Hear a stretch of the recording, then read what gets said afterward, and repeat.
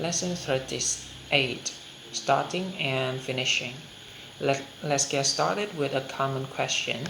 Is there a difference between the verb start and begin? There's no difference in meaning. I started studying English 3 years ago. It's the same as I began studying English 3 years ago. But begin is a little more formal than start. The phrase let's get started is an informal way to announce the beginning of an activity. You can also say that something got off to a good start if it began well. Other collocations for a good start include an encouraging start or promising start. These expressions show that there is hope for a good result in future. For example, the soccer team got off to a promising start, winning the first 4 games of the season. If it is not so certain that there will be a good result in the future, then you can say a shaky start or unsteady start. The business had a shaky start in the second quarter of 2013, with sales numbers fluctuating daily. If the beginning of something did not meet expectation, you can call it a disappointing start, and if it was really terrible, you can describe it as a disastrous start. Kevin failed every single one of his first exams.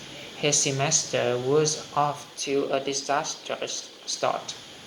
Sometimes things go so badly that you need to get out of the situation and have a completely fresh start or new beginning. When a successful person or company started without being famous or rich, then we say they had a humble or modest beginning. Now, let's talk about finish and end. There is a difference between these two verbs. Finish usually implies completing something, whereas end is used for a more passive situation or state. I finished my homework. The semester ends in December. We need to finish the project. We ended our partnership with that company. When you make a final changes to something before it is completed, we say you put the finishing touches on it. Two expressions used to talk about ending something are come to an end or draw to a close. You can also say the beginning of the end to describe something that will probably end soon. The explosion at the factory was the beginning of the end for our company.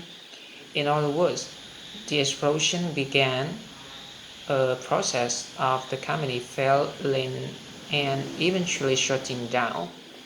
When something ends quickly, then it comes to an abrupt or sudden end.